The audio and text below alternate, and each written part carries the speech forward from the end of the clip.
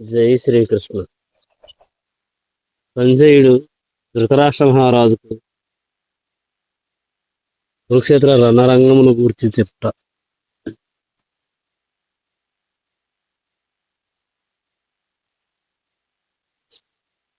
శ్రీకృష్ణుడు ఇలా అంటాడు: నిశ్చయమైన బుద్ధితో క్రమముగా నెమ్మదిగా మానవుడు సమాధి స్థితిని పొందవలను. ఆ విధముగా మనస్సును ఆత్మయందే స్థిరము చేసి అతడు ఇక దేనిని గూర్చియు చింతింపరాదు. చంచలత్వం మరియు అస్థిరత్వం కారణమున మనస్సు ఎచ్చట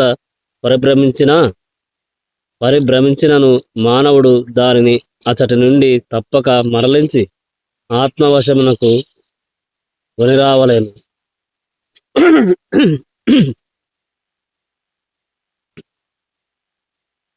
నా యందు మనస్సు లగ్నము చేసిన యోగి తప్పక ఆధ్యాత్మిక ఆనందపు అత్యున్నత పరిపూర్ణత్వమును పొందును. అతడు రజోగుణమునకు అతీతుడై పరబ్రహ్మముతో తనకు గల గుణైక్యమును గుర్తించును. ఈ విధముగా అతడు పూర్వకర్మ ఫలమును అన్నింటి నుండి విముక్తుడగును అని శ్రీకృష్ణుడు అర్జునునకు ఉపదేశించను. శ్రీకృష్ణుడు అర్జునుడితో ఇలా అంటాడు: ఆ విధముగా ఆత్మనిగ్రహుడైన యోగి నిరంతరము యోగం అభ్యసించుచు సమస్త భౌతిక కల్మషముల నుండి విముక్తుడై భగవానుని దివ్యమైన ప్రేమయుక్త సేవ యందు అత్యున్నతమైన సౌఖ్యమును పొందును.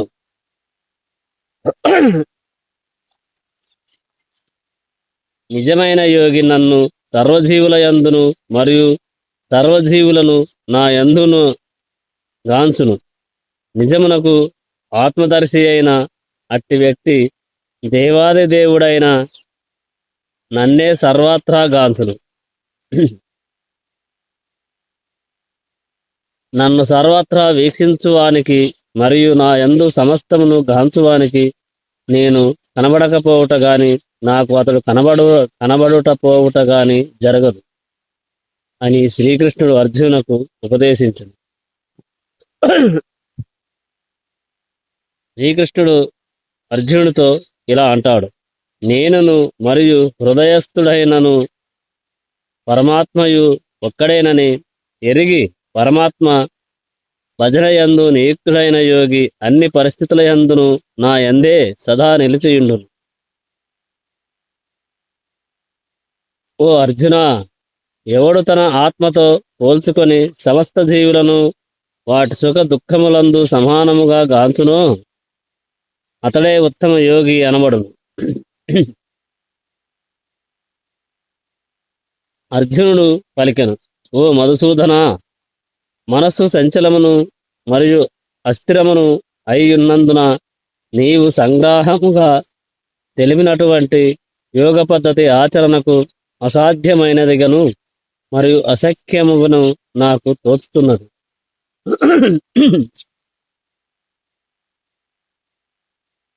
ఓ కృష్ణ, మనస్సు చంచలమును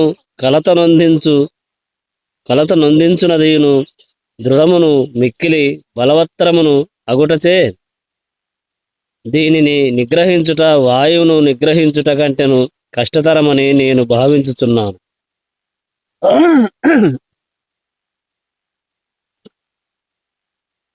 శ్రీకృష్ణ భగవానుడు ఇట్లు పలికెను: మహాబాహువులు గల ఓ కుంతిపుత్ర, చంచలమైన మనస్సును నిగ్రహించుట నిస్సందేహముగా మిక్కిలి కష్టమైనను దానిని తగిన అభ్యాసము మరియు వైరాగ్యములచే సాధించవచ్చును.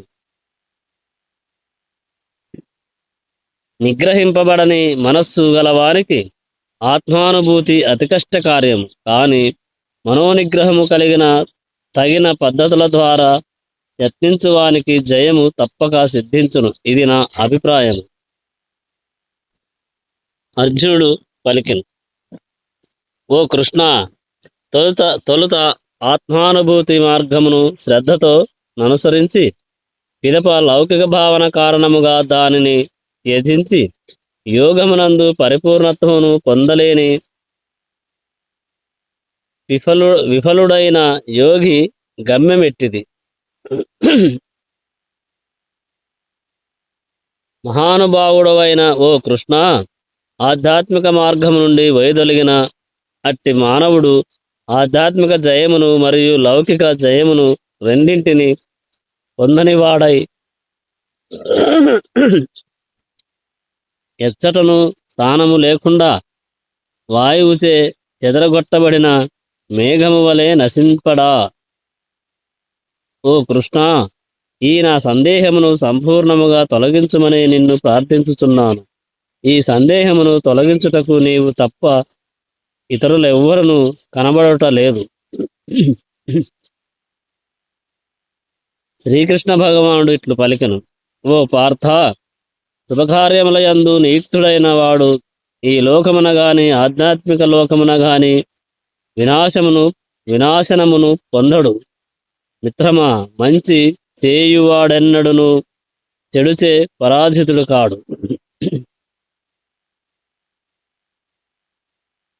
ఉత్తీర్ణుడు కాని యోగి భ్రష్టుడు.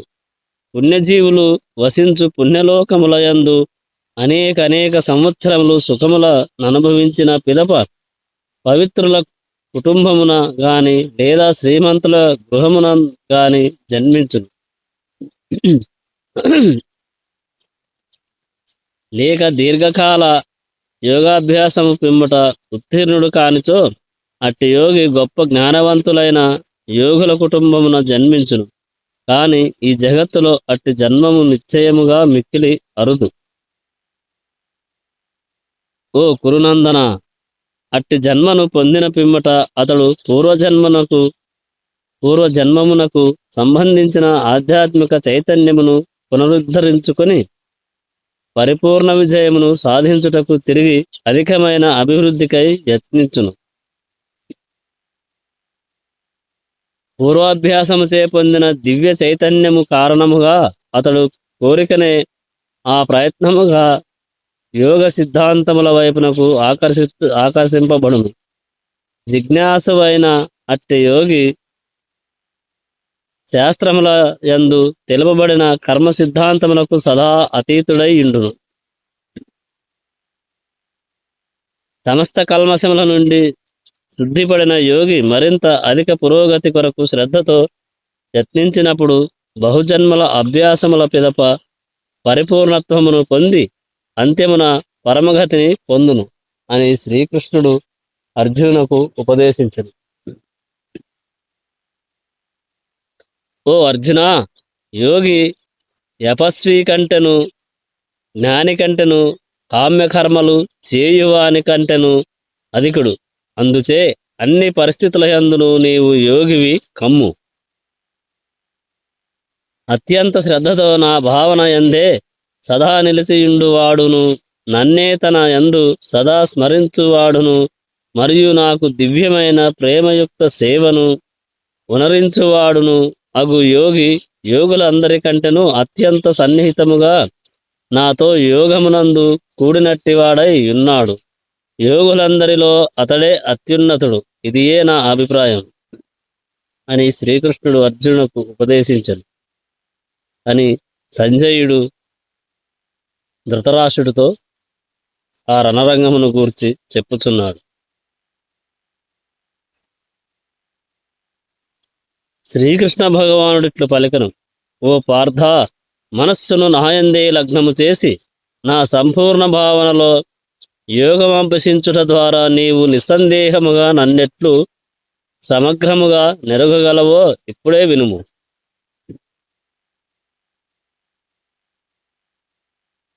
నీకిప్పుడు నేను ఓ భౌతిక ఆధ్యాత్మిక శక్తులతో కూడిన సంపూర్ణ జ్ఞాన విజ్ఞానములను సంపూర్ణముగా విశదీకరించెదను.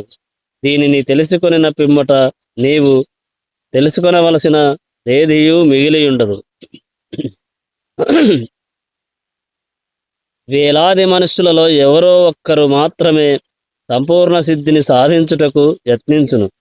ఆ విధముగా యత్నించి సిద్ధి పొందిన వారిలో కూడా ఎవరో ఒక్కడు మాత్రమే నన్ను యథార్థముగా తెలుసుకొనగలుగుతున్నాడు.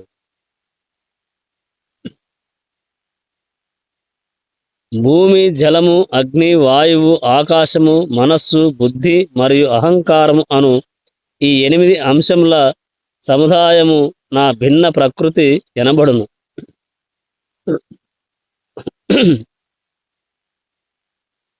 ఓ మహాబాహుడవైన అర్జునా, వాటికి అన్యముగా న్యూనమైన భౌతిక ప్రకృతి వనరులను ఉపయోగించుకుని జీవులను కూడియున్న నా ఉన్నతమైన శక్తి వేరొక్కటి కలదు.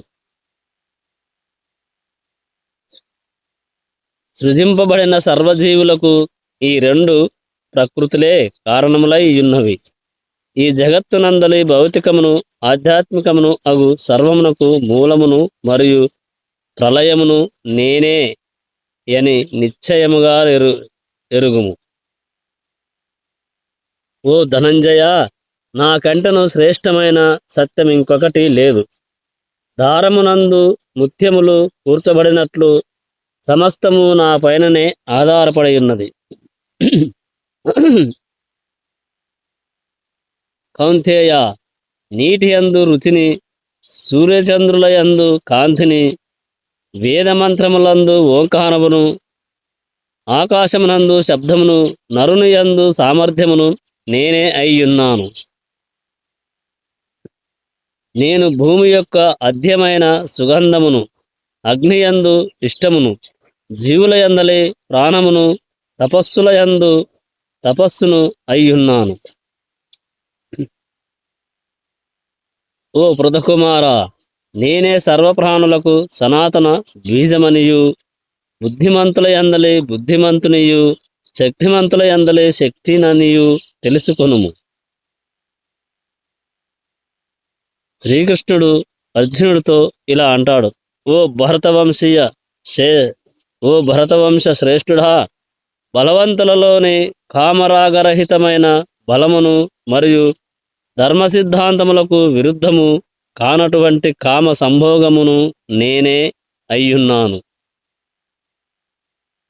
సత్వగుణముతో కూడినట్టి గాని, రజోగుణముతో కూడినట్టి గాని, లేదా తమోగుణముతో కూడినట్టి గాని భావములన్నీయును నా శక్తి నుండియే ఉద్భవించినవని నీ వెరుగుము.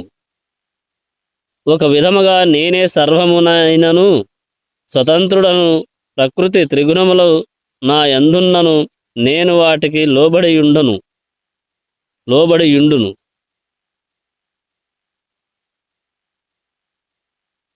సమస్త విశ్వము సత్వ రజస్త మస్సులను త్రిగుణములచే మోహింప చేయబడినదై ఈ గుణములకు అతీతుడను మరియు అవ్యుడను అగు నన్ను ఎరుగజాలకున్నది.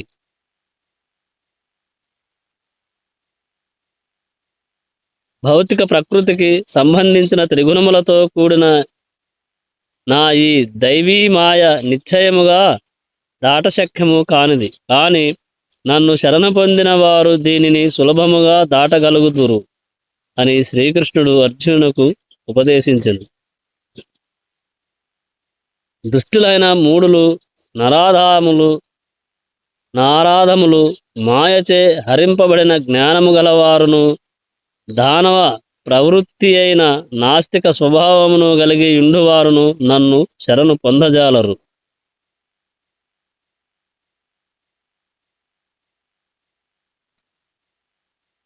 అని శ్రీకృష్ణుడు అర్జునులకు ఉపదేశించెను. ఓ భరతవంశ శ్రేష్ఠుడా, అర్జునుడు అర్ధార్థి జిజ్ఞాసవు, పరతత్వ జ్ఞానము నన్వేషించువాడు అనేడి 4 రకముల పుణ్యాత్ములు నాకు భక్తియుక్త సేవ చేయనారంభింతురు. వీరిలో పరిపూర్ణ జ్ఞానము కలిగి సదా శుద్ధ భక్తియుక్త సేవయందు నెలకొని యుండేడివాడు అత్యంత ఉత్తముడు. ఏలయనా నేనతనికి మిక్కిలి ప్రియుడను, అతడును నాకు మిక్కిలి ప్రియుడు.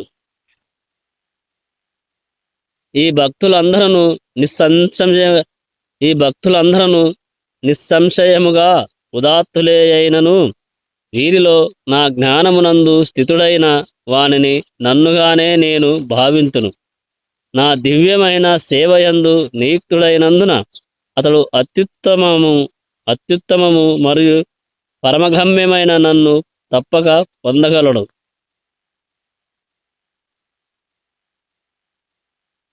ఓ అర్జున, జ్ఞానవంతుడైన వాడు పెక్కు జనన మరణముల పిదప నన్నే సర్వకారణములకు కారణుగను మరియు సమస్తముగను తెలుసుకొని నన్ను శరణుజొచ్చును అట్టి మహాత్ముడు మిక్కిలి అరుదు అని శ్రీకృష్ణ భగవానుడు అర్జునునకు ఉపదేశించను.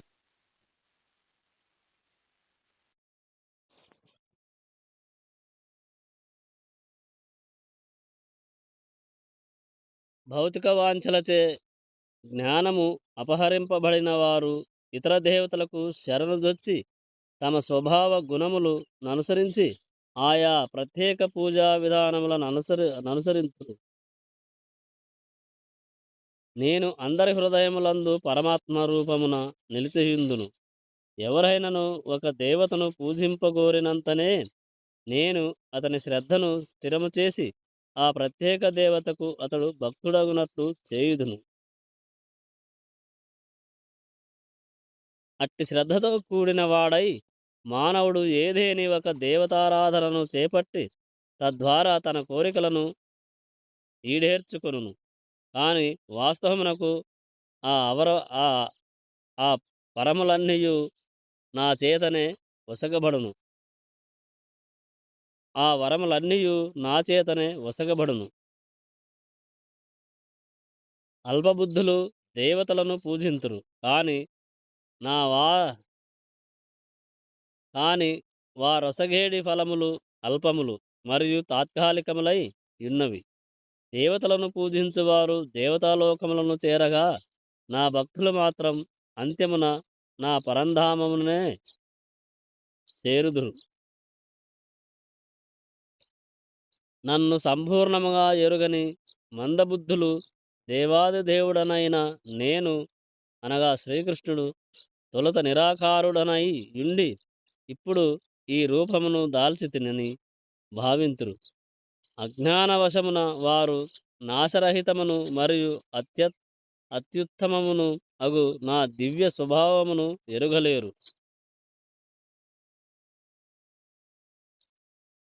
అని శ్రీకృష్ణుడు అర్జునునకు తెలిపెను. ఓ అర్జున, మూడులకు మరియు మందబద్ధులకు నన్నెన్నడును వ్యక్తము కాను. వారికి నేను నా యోగముచే కప్పబడియుందును. అందుచే వారు నేను అజుడనని అవ్యుడనని ఎరుగరు. ఓ అర్జున, దేవాది దేవుడనైన నేను గతములో జరిగిన సమస్తమును, ప్రస్తుతము జరుగుచున్న సర్వమును, భవిష్యత్తులో జరుగుచున్న సర్వమును ఎరుగుదును. అదే విధముగా జీవులందరినీ నేను ఎరుగుదును, కానీ నన్నెవ్వరును ఎరుగరు. ఓ భరతవంశీయుడా, ఓ శత్రుంజయ, కోరిక మరియు ద్వేషముల వలన జనించిన ద్వంద్వములచే మోహితులై జీవులందరూ మోహము నందే జన్మించుచున్నారు. పూర్వజన్మములందు ప్రస్తుత జన్మమునందు పుణ్యకర్మలను అనుసరించుచు పాపములను పూర్తిగా నశింపజేసుకొనిన మానవులు ద్వంద్వమోహముల నుండి విడిబడిన వారై నా భక్తియుక్త సేవయందు దృఢనిశ్చయముతో నెలకొనెదరు. వృద్ధాప్యము మరియు మృత్యువుల నుండి ముక్తిని పొందుటకై యత్నించు బుద్ధిమంతులు భక్తియుక్త సేవతో నన్ను ఆశ్రయించుచున్నారు. ఆధ్యాత్మిక కర్మలను గూర్చి సమగ్రముగా నెరింగిన వారగుటచే యథార్థముగా వారు బ్రహ్మస్వరూపులై ఉన్నారు. నా యందు సంలగ్నమైన మనస్సు కలిగిన వారు దేవాది దేవుడనైన నన్నే, భౌతిక జగత్తును, సర్వదేవతలను, సమస్త యజ్ఞములను నియమించువానిగా తెలుసుకొని మరణ సమయమునందును నన్ను అవగాహనతో ఎరిగియుందురు.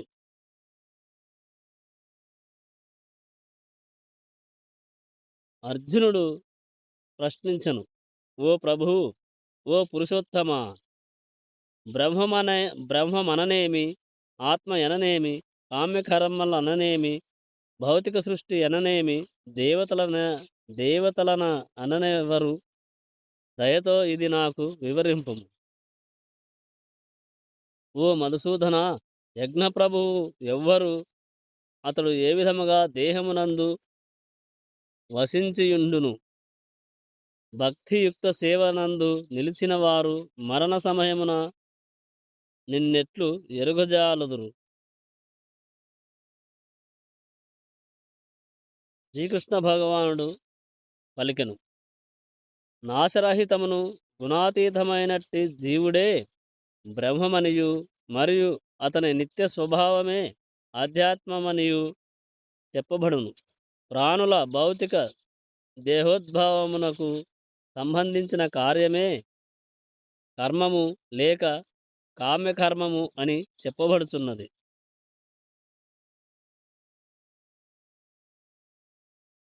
ఓ దేహదారులలో శ్రేష్ఠుడా, నిత్య పరిణామశీలమైన భౌతిక ప్రకృతి ఆది భూత ఆదిభూతమనబడును. సూర్యచంద్రుల వంటి సర్వదేవతలను కూడియుండేడి విశ్వరూపమే ఆది ఆది దైవత మనబడును ఆది దైవతమనబడును. దేహదారుల హృదయములలో పరమాత్మ రూపమున నిలిచియుండేడి దేవాది దేవుడనైన నేనే ఆది యజ్ఞుడను, యజ్ఞప్రభువును. అంత్యకాలమున కూడా నన్నే స్మరించుచు దేహమును విడుచువాడు తక్షణమే నా దివ్య భావమును పొందుచున్నాడు. ఈ విషయమున ఎట్టి సందేహము లేదు. ఓ కౌంతేయ, దేహమును త్యజించినప్పుడు మానవుడు ఏ భావమును స్మరించునో అదే భావమును అతడు నిశ్చయముగా పొందును. అందుచే ఓ అర్జున, సర్వకాలముల యందును నీవు నన్నే స్మరించుచు నీ విద్యుక్త ధర్మ నీ విద్యుక్త ధర్మమైన యుద్ధము నొనరింపుము. నీ కర్మలను నాకు అర్పించుట ద్వారా మరియు నీ మనోబుద్ధులను నా యందు స్థిరముగా నిలుపుట ద్వారా నీవు నిస్సందేహముగా నన్ను పొందగలవు. ఓ పార్థ, మనస్సును సదా నా స్మరణము నందే నియుక్తము చేసి ఏ మాత్రము మార్గము తప్పక నన్నే దేవాది దేవునిగా ధ్యానించువాడు తప్పక నన్ను చేరగలడు. సర్వజ్ఞుడను అగు సర్వజ్ఞుడను సర్వజ్ఞుడగను అతి ప్రాచీనుడగను శాసించువాడగను అణువు కంటే మిక్కిలి సూక్ష్మమైన వాడగను సర్వమును పోషించువాడగను భౌతిక భావాతీతుడగను ఊహింపశక్యము కాని రూపము గలవానిగను సదా దివ్య రూపముగను పరమపురుషుని స్మరింపవలెను. సూర్యుని వలె తేజస్సు గలవాడను దివ్యుడను అగు అతడు భౌతిక ప్రకృతికి అతీతుడు. మరణ సమయమున ప్రాణవాయువును భ్రూమధ్యమున నిలిపి యోగశక్తిచే చలించని మనస్సుతో సంపూర్ణ భక్తిభావముతో దేవాది దేవుని స్మరించేడివాడు తప్పక పరమపురుషుని పొందగలడు. వేదముల నెరిగిన వారును ఓంకారమును ఉచ్చరించువారును సన్యాసాశ్రమమునందున్న గొప్ప మహర్ మహర్షులను బ్రహ్మమును పొందుదురు. అట్టి పరిపూర్ణత్వమును కోరువారు బ్రహ్మచర్య వ్రతము అభ్యసింతురు. దేని వలన వారు మోక్షమును పొందుదురో ఆ విధమును నేను ఇప్పుడు నీకు సంగ్రహముగా వివరింతును. సర్వేంద్రియ కర్మల నుండి విడివడి ఇండుటయే యోగస్థితి. సర్వేంద్రియ ద్వారములను మూసివేసి మనస్సును హృదయమునందును ప్రాణవాయువును శీర్షాగ్రము నందును నిలిపి మానవుడు యోగమునందు ప్రతిష్ఠుడు ప్రతిష్ఠితుడగును. ఇట్టి యోగా విధానమునందు నెలకొని దివ్యాక్షరముల సమహారమై దివ్యాక్షరముల సమహారమైన ఓంకారమును ఉచ్చరించిన పిదప యోగి దేవాది దేవుడనైన నన్ను స్మరించుచు దేహమును త్యజించినచో నిశ్చయముగా ఆధ్యాత్మిక లోకములను పొందగలడు. ఓ పార్థ, అనన్యచిత్తముతో నన్ను స్మరించువానికి అతని నిరంతర భక్తియుక్త సేవ కారణమున నేను సులభముగా లభ్యుడనై ఉన్నాను.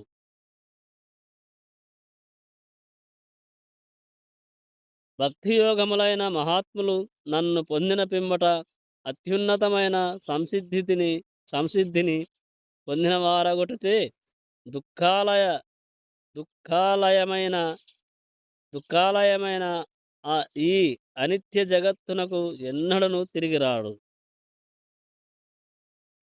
భౌతిక జగత్తునందలి అత్యున్నత లోకము మొదలుకొని అత్యాధమ లోకము వరకు గల సర్వలోకములు జన్మ మృత్యుభరితమైన దుఃఖ ప్రదేశములే కాని ఓ కౌంతేయ, నా లోకమును చేరినవాడు పునర్జన్మను పొందడు అని శ్రీకృష్ణ భగవానుడు అర్జునుకు ఉపదేశించెను. మానవ పరిగణము ననుసరించి 1000 మహాయుగముల కాలము బ్రహ్మదేవునికి ఒక దినమగును. అతని రాత్రి కూడా కంటెను పరిమాణమును కలిగియుండును. బ్రహ్మదేవుని పగటి సమయమున ఆరంభమైనంతనే జీవులందరూ అవ్యక్త స్థితి నుండి వ్యక్తము చెంది పిదప అతని రాత్రి ప్రారంభమైనంతనే తిరిగి అవ్యక్తమునందు లీనమగ్ధురు. బ్రహ్మదేవుని పగటి సమయము ఆరంభమైనప్పుడు జీవులందరూ మరలా వ్యక్తమగుచు అతని రాత్రి ఆరంభమైనంతనే వివసులై నశింతురు. ఈ వ్యక్తావ్యక్త జగత్తునకు అతీతమైన శాశ్వతమైన మరి ఒక అవ్యక్త ప్రకృతి కలదు. అది పరమోత్కష్టమును నాశరహితమును అయ్యున్నది. ఈ భౌతిక జగత్తునందు గల సమస్తము నశించినను అది మాత్రం యథాతథముగా నిలిచియుండును. వేదాంత తత్వజ్ఞులు దేనిని అవ్యక్తమనియు అక్షరమనియు వర్ణింతురో, ఏది పరమ లక్ష్యముగా తెలియబడుచున్నదో, ఏ ప్రదేశమును పొందిన పిమ్మట జీవులు వెనుకకు తిరిగి రాడో అది ఏ నా దివ్యధామము.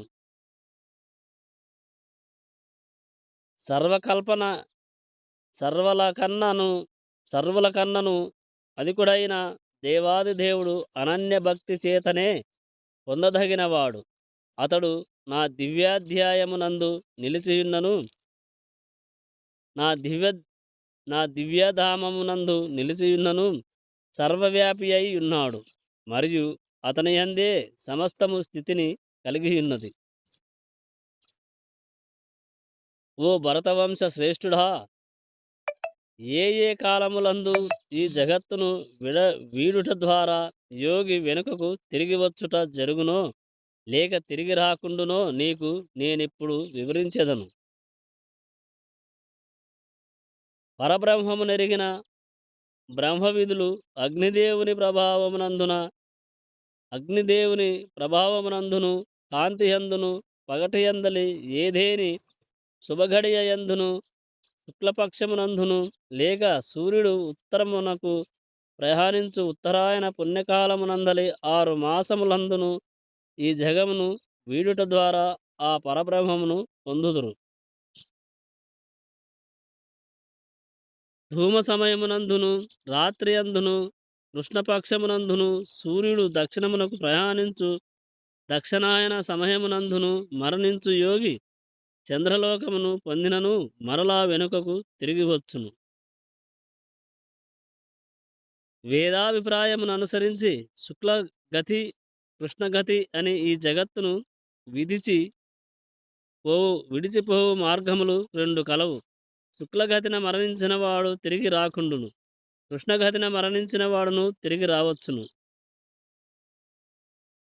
ఓ అర్జున, భక్తులు ఈ రెండు మార్గముల నెరిగినప్పటికిని ఎన్నడను కలత నొందరు. కనుక నీవు భక్తియందు సదా స్థితుడవు కమ్ము.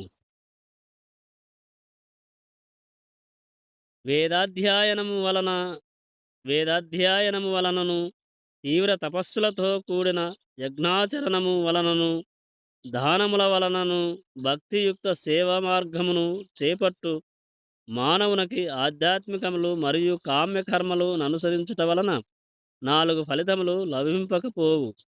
కేవలము భక్తియుక్త సేవను ఆచరించుట ద్వారా అతడు వీటన్నిటిని పొందుటయేగాక అంత్యమున శాశ్వతమైన దివ్యధామమును సైతము చేరగలడు అని శ్రీకృష్ణుడు అర్జునుకు ఉపదేశించెను. శ్రీకృష్ణ భగవానుడు ఇట్లు పలికెను: ప్రియమైన ఓ అర్జునా, నీవు నా ఎడ ఎన్నడను అసూయ కలవాడవు కానందున అనుభవ సహితమగు ఈ గుహితమ ఈ గుహితమ జ్ఞానమును మరియు విజ్ఞానమును నీకు తెలియజేసేదను. దీనిని తెలిసిన పిమ్మట భౌతిక జీవస్థితి వలన కలిగేడి క్లేశముల నుండి నీవు విముక్తుడవు కాగలవు అని శ్రీకృష్ణుడు అర్జునునకు ఉపదేశించెను. జై శ్రీకృష్ణ. ఈ వీడియో ఇంతటితో ముగిస్తున్నాం. మిగతాది రేపటి వీడియోలో తెలుసుకుందాం. ఓం నమో నారాయణ. జై శ్రీరామ్.